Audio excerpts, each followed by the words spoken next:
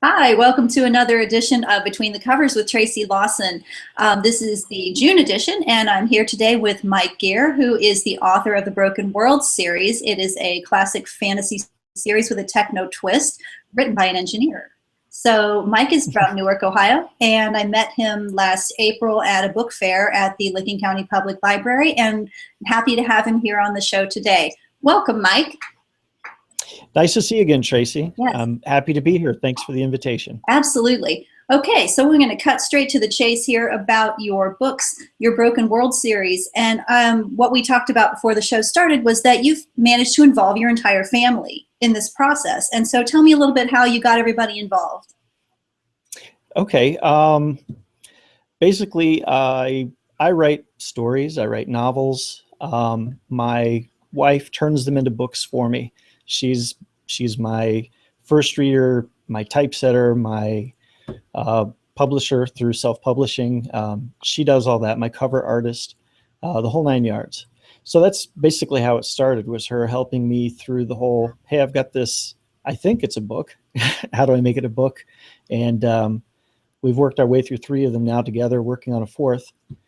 My two kids, my son, not so much a reader, but he's got kind of the, I guess, the technology, the engineering bit to it. So not so much in helping me create the books, but I think as you saw at the Licking County Library, my table set up, he 3D printed some objects for me so I could have pieces that kind of matched from the book, and helped me through a lot of those things. And then my daughter, she the night before was painting and decorating and get everything just right. So it's been really great, a whole family affair for this. That's awesome. And that you actually had your wife work and produce three books for you, and you guys still like each other. Yes, we do. That's awesome. But no, I loved when we met that day at the Licking County Public Library. I loved your setup. It was very, very compelling because, like I said, these are classic fantasy stories, but with a techno twist. And I'm already starting to see, some of the gadgets and things as I'm reading your first book in your series. And it's really cool to have somebody with technical knowledge write in a different genre and incorporate what they know and make it unique. So great job. Well, thank you. It's been a lot of fun. I just bring in a lot of what I've read, a lot of what I'm interested in, and hopefully don't make things too technical. I'm not that kind of engineer, so I don't get real into the nitty gritty, but I do like technology, and I think the blend I've done with technology and magic is kind of fun, kind of interesting. Oh, absolutely. I think it's really compelling. And like I said, I was hooked right away, enjoying your protagonist, enjoying the situation. And I love how when he falls into the other world, the things that he remembers from our world, the technology and things like his iPod in his pocket, he can't quite remember what it's for. And that, there should be a light up there. But if there was a light way up there, we'd have to climb a ladder to light the candle. And that would be kind of a pain. But why should there be a light? And so he's trying to reconcile what his very faint memories of his old world with the world that he's come to discover. And it's very neat. I like it a lot. Thanks. Thank you very much. Okay. And I said in one of my ads before we went on that I've actually found a Liberty moment in here. So we can justify being on Liberty.me with this. When in the first part of the story, maybe about the right time to start the backstory, actually the perfect right time to start your backstory was about 20% in, when I'm already hooked and I need to know more. I need to know what happened to get us to this place. And you're talking about the exile of the Order for the Talented and the treachery of Krell that happened 100 years ago and things like that. And so I'm getting sucked into that world. And she says, men were not at fault. It was the politics of power and the jealous evil queen. Right.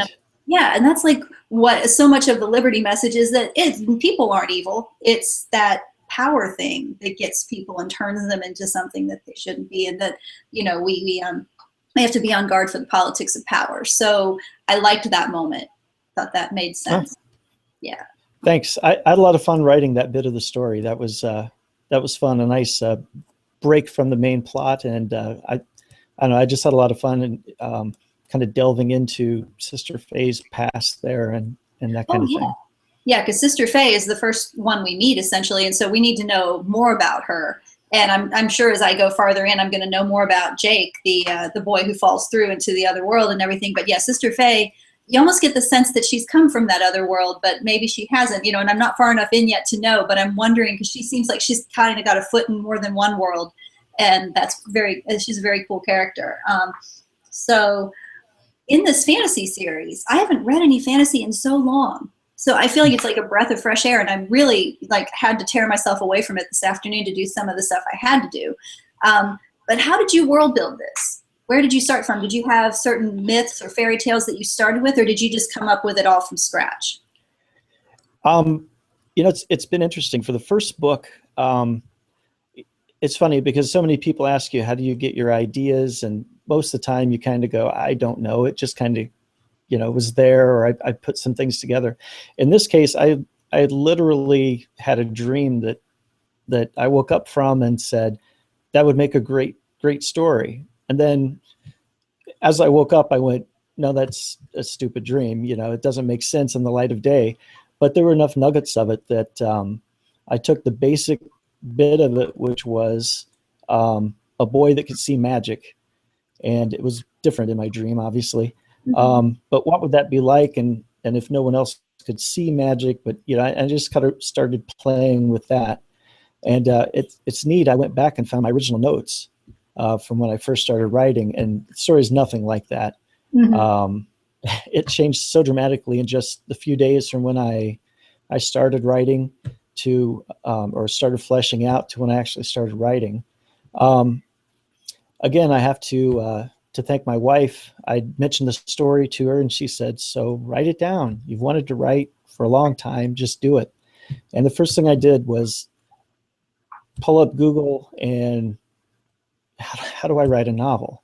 You know, I don't even know. I've written short stories, I've written essays, technical things through work and those kind of things. But, and I found out that I was 3 days into National Novel Writing Month in November. And that just kind of grabbed me and I started writing. So that the plot of the first one was pretty much skeletonized, and I was able just to fill it in with bits of, I've always been fond of myths, all different cultures, you know, the basic fairy tales to other places, read fantasy and science fiction my whole life. So I think I just kind of blended those into a story that I liked. And then, of course, after the rough draft was done, beat it into semblance of a novel instead of what I had then. But yeah, that was it. It was a lot of fun just pulling up, you know, like I mentioned, the fairy myths, some horror, the technology. I don't want to, you know, historical fiction, those kind of things I don't do. The amount of research for that is so daunting to me, but you know, world building that I've read about in other fantasy stories that helped quite a bit. So, so then as the other two books have come along, I've worked on fleshing that all out in between times. Sure, because it's so much easier once you get to the second book in the series because you already know your characters, and you know, your cast is going to change a little bit. There might be some additions or some people that move on or don't make it into the second book, but you already know these people, and then it's just a matter of continuing the arc. And it sounds like you had the framework, and you probably had to tweak your structure a little bit and get your points and your beats in the right place and everything. But yeah, I mean, you kind of almost approached it scientifically, but with all the fantasy stuff in the back of your mind from what you enjoy reading. Right. And that was a nice thing with book 2. I was able to kind of bring a little bit more of that out and play with that more in the second book, delving less with the science and more with the magic of the world. And had a lot of fun there. Cool.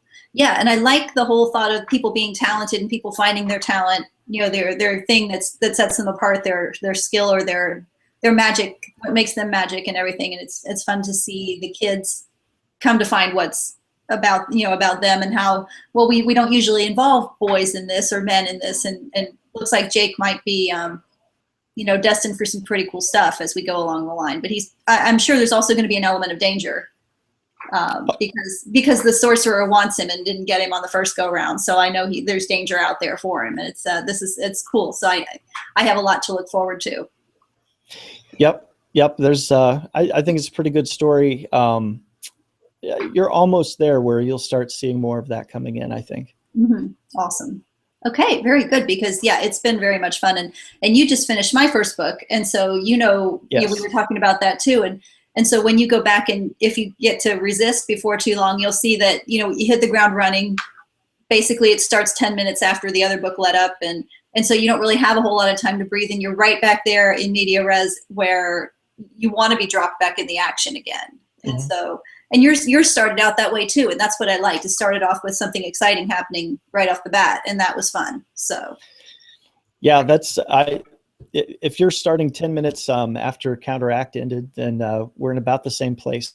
With me, book 1, book 2, it picks up right where it left off, and we go right on into the story. Yeah, and I think that's what readers today expect, because some people will say, like my 85-year-old neighbor read my books, because when she found out I was an author, then she was just like, I want to read your stories. And well, my stories are more for teenagers. I don't know if you'll find these interesting. And when she came back, she goes, I really enjoyed these. You just jumped right on in there, didn't you? So, yeah, I guess that's what we do these days, but things have changed a lot because kids need the hook. Otherwise, our attention wanders, or we find something else to do, and we're just conditioned to start looking for something else to do if our attention isn't captured, and that's, I think it's a tricky thing. Yeah, I think it's really important. You've got to jump right into it, and not just speaking at kids these days, but even myself. I want to read a book to where I know going into the first couple of chapters, I like this. And then you can hit me with backstory, and you can hit me with fleshing things out. But you know what? You drew me right into a story. So it's hard to do. You have a lot of respect for those people who write well and do that. So exactly. I just try to mimic.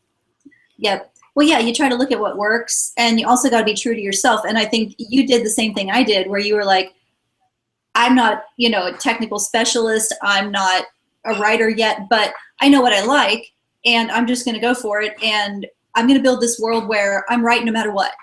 You don't have to footnote it or justify it. And you make something up and say, okay, this is the way the world is in my book. And it's kind of a wonderful, powerful thing. So. It is, as long as you have consistency. Who can refute it? It's your world. Yeah. That's right. So. But, the neat thing I think about yours was the fact that, it's so close to the world we have now, but it's just so subtly different in a lot of ways. It's really neat just to see. You start reading and it's like, this could be just down the road tomorrow. And that's kind of nice. Mine's a clean break, different world, and you're starting from scratch. Yours was kind of neat in the way it could be this world. Yeah, and that's what a lot of the people who have reviewed it or talked to me about it have said, that was what scared them more than anything else, was that it could have been. And you really don't want your world to turn into this. And I didn't write anything that I would ever want any of the teenagers or young people in my life to go through. And sometimes it was really hard, because you're putting them into these situations where things are very tough for them, and they've got to make hard decisions, or scary things are happening, and you think, man, my daughter and her friends, I would never want them to have to go through these things. And, and the stakes just keep getting higher and higher in the third book. I think I texted my daughter once and I said, how long do you think you would last under questioning? And she was like, Mom. And I said, well, I need to know. She goes, I don't know, like an hour. I said, no, you're going to have to hang on much longer than that. Right. So, because my protagonist is not that much younger than my real life daughter, and the thought that I'm putting, these people that I've created and that I love like they're real people. And I think you have to feel the same way about Jake and Jennifer and all your characters, that they're like your other kids, Oh, definitely.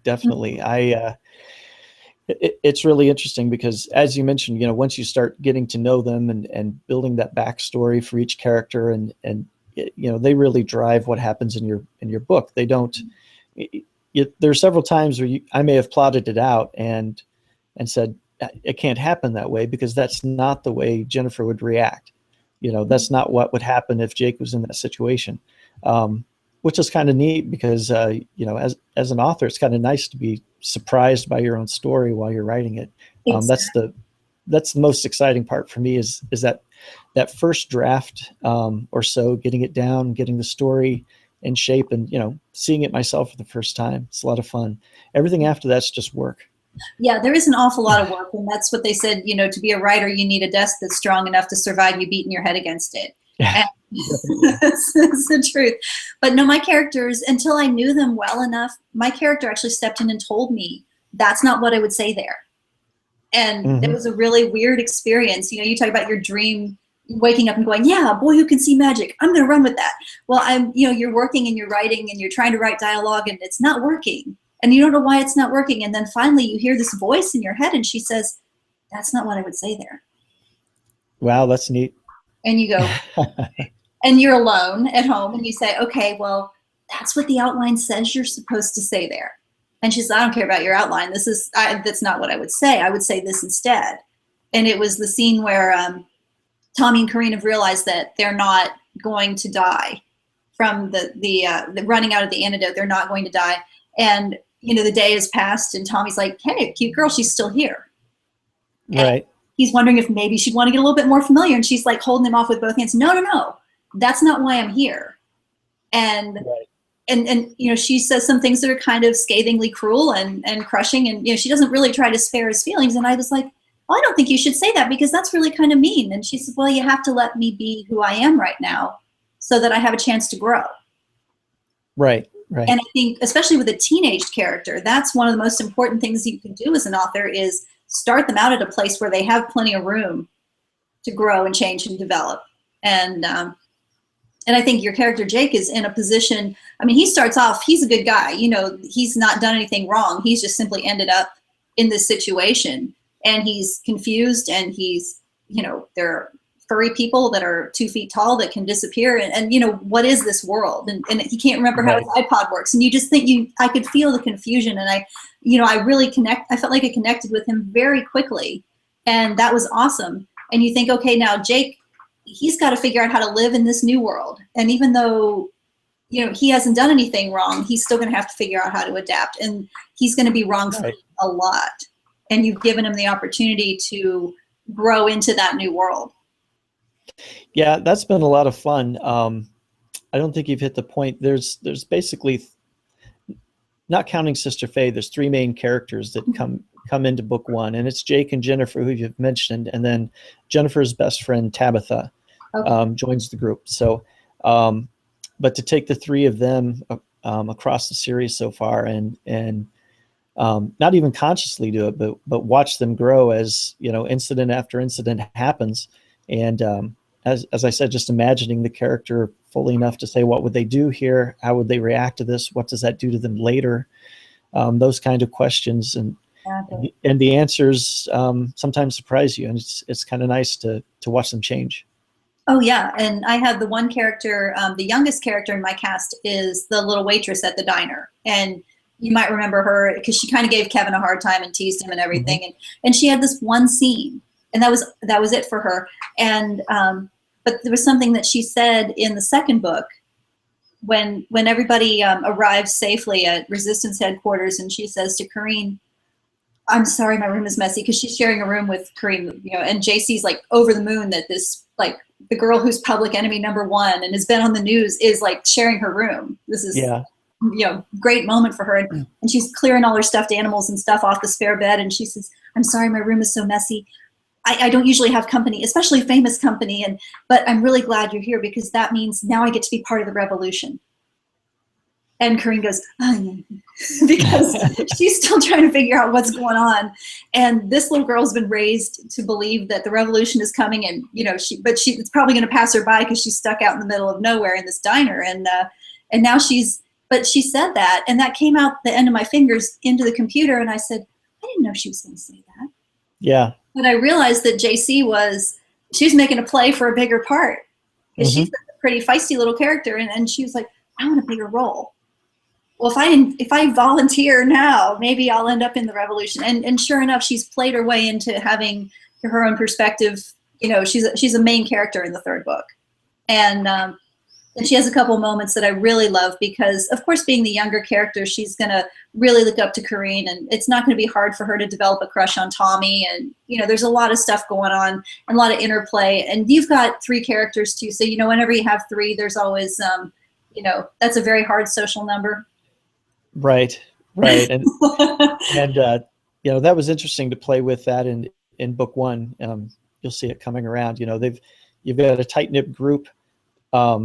You know, not everybody can be as tight as everybody else. So the way that plays is fun. Yeah. You mentioned JC growing into a new part. I had the same thing. I've got characters that come into book 1, a more expanded role in book 2. Some drop out in book 3, but others are there. I had a first reader tell me with book 3 that, you know, I'm not even sure this is just Jake's story anymore. And I said, well, no, it's not. You know, there's several different stories going on at the same time, and that's a lot of fun. The second two books get a little more complicated as you try to weave those together. Absolutely, and that is fun because everybody's going to have their favorite character, and favorite character may not be Corinne. Like my husband says, I don't really like her all that much. She's too much like me in some ways.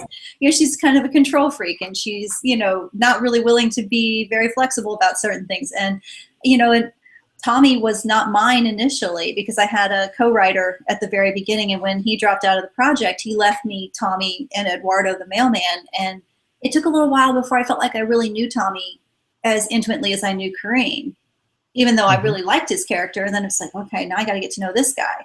So I would actually walk with my tape recorder, and I would say to myself, okay, Tommy, so what happens to you in this scene? And then I would try to talk in his speech pattern. And, okay.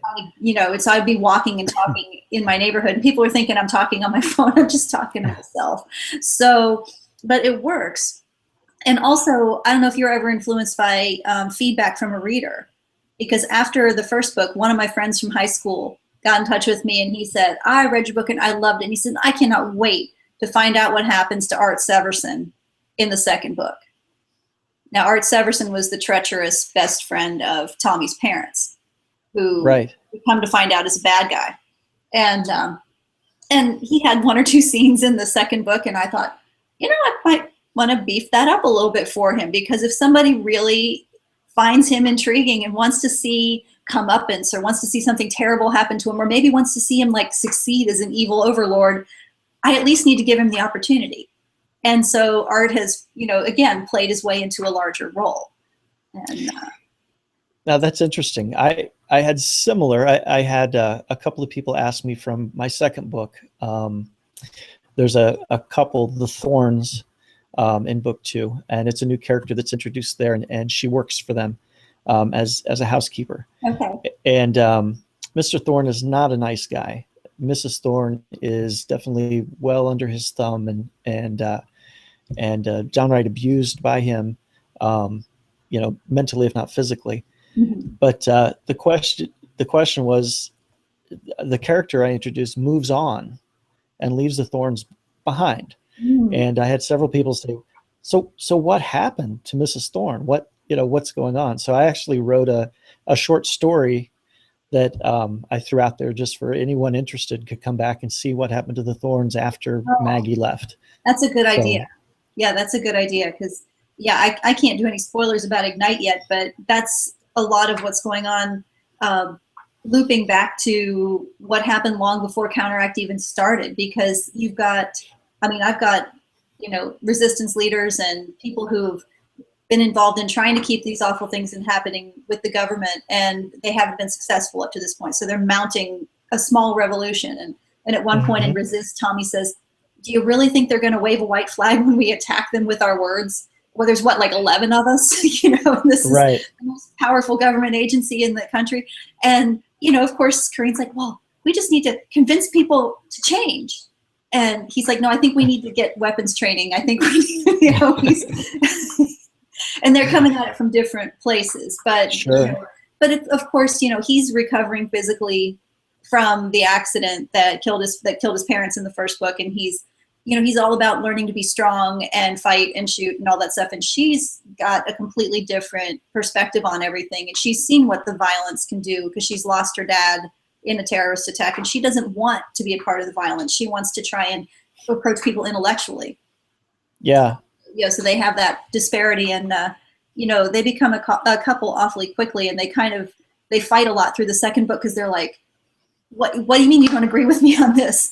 Well, we've only known each other for 3 weeks, and so we're not going to know all that much about each other yet. And so that's kind of the fun. The discovery is, you know, being a couple that's thrown together awfully quickly. How do they get to know each other? And I'm anxious to see what happens with Jake and Jennifer, and then Tabitha in yours too, because they're kind of thrown together by their circumstances also. Oh, definitely. Definitely. It was a lot of fun playing through that. And, you know, some things didn't work out exactly how I originally thought. Mm-hmm. Again, so that's a lot of fun to watch that happen. Oh. And, you know, I have the same kind of things moving through the second circle of characters, which are essentially the adults in the story.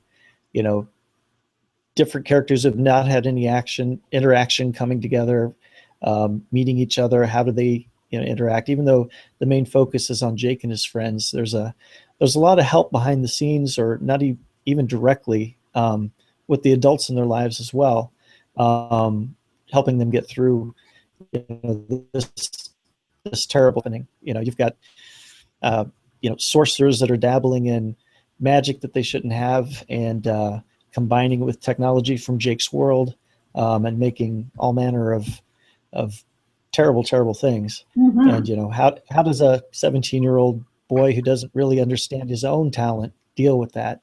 And with help, that's how. That's right. That's right. Because, you know, you can't do it alone, and that's exciting. Because now I'm like totally stoked to read the whole series. So as we start to wrap things up here, see, didn't I tell you this time was going to fly? Oh, absolutely. Yes, it did.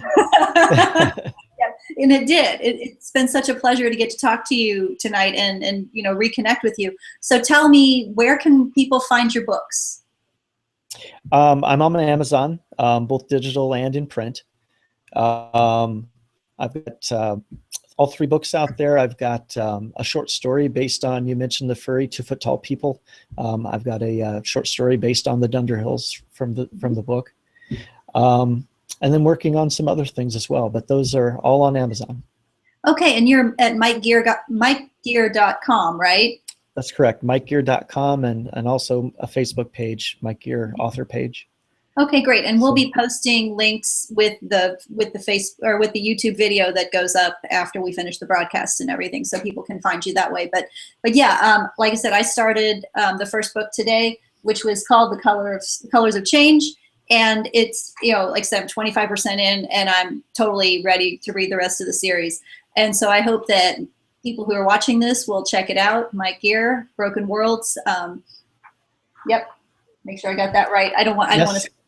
Broken World series, because, you know, it's very important to get it right on the first try. But yeah, great job, good writing, exciting story, and really such a pleasure to get to talk to you again today.